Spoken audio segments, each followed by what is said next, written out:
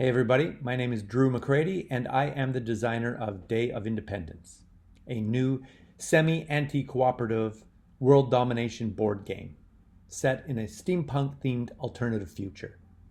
Players battle for world domination, struggling to manage their influence so they can control the world. Meanwhile, a huge alien mothership is heading towards Earth.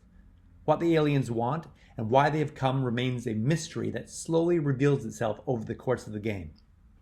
Do you choose to fight them as well, or befriend them and use their advanced technology to overcome your human adversaries? In this video, I'm going to describe the mechanics of this new and exciting game and hopefully give you an idea of how the game plays and how much fun it is. The game is for 2 to 5 players.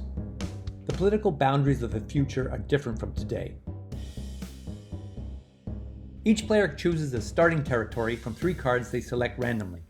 Each territory has resources that can be mined, scientific research capabilities that can be used to advance technologies, as well as influence that the player can use to expand their dominion. Players try to spread their influence across the globe until one player controls enough territory to be declared ruler of Earth and wins. Influence can be spread in a number of different ways. Non-militarily, think of it as introducing your culture, food, religion, political system, boy bands, whatever, to another country. Other players must be careful that your influence never outnumbers theirs, otherwise you take control of their country. And of course you can use military influence, i.e. run your steam-powered tanks in and take over the country by force. To reduce downtime, players all plan their moves simultaneously by placing their influence on various possible actions on their own player board. Then, in turn order, players perform the actions that they have chosen. Some territories will increase the influence the controlling player receives each turn to do actions and expand their empire. Some territories are rich in resources that can be mined and traded for influence. Others have superior scientific research infrastructure, allowing players to advance quicker than their opponents around the research track, allowing them to take one of the 5 current technology advances that are available. These advances could be the difference between victory and defeat. But each time a new technology is developed, there is a chance that the aliens who are monitoring us from a distance will pay us a visit, bringing their huge mothership and exerting their own influence. Like players, if the alien influence ever outnumbers everyone else, they take control of the territory. But the real question is, why are the aliens here? There are 5 possible reasons, each represented by a goal track, and each offering a different additional win condition at the end of the game. At the end of each turn, a card is revealed to move the aliens forward along each of these tracks. An alien action card is turned over, and aliens then take actions based on which of these goals appears to be their true goal. As the game continues, it becomes more and more apparent what the aliens' true goals are. Players can influence the movement of the aliens along these tracks somewhat, thereby changing the final win conditions, hopefully in their favor. The game ends when one of these aliens reaches the final space of the track, which thereby reveals their true intentions. The worst case for the human players is that the aliens are here to exterminate us all.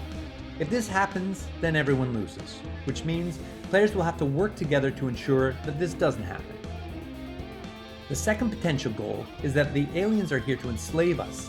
If this turns out to be their plan, then the player who collaborated with the aliens to achieve this goal wins. The aliens may also be here to take our resources. In this case, the collaborator who allowed the aliens to mine the most wins. But maybe the aliens are just here to explore. If they're here for friendly reasons, then the player who has the highest esteem and kept his nuclear attacks down to an absolute minimum is declared the winner. And if the aliens are here to trade, then the player who has traded the most with them wins. But players can also choose to resist the aliens and not wait to find out why they're here.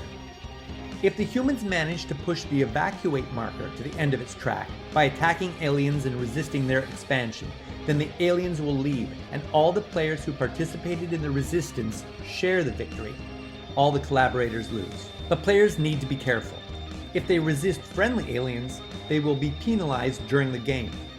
If players collaborate with aliens here to destroy mankind, they also suffer penalties during the game, like loss of influence and esteem. And of course, at any point, if a sneaky player manages to control enough territory, they are declared the ruler of the earth. and win. Every game of Day of Independence is different. The game can be cooperative or competitive, depending on what the aliens are up to and what each player has in mind. It's been a lot of fun designing this game and playing it, and I hope you enjoyed as well. Thanks for listening.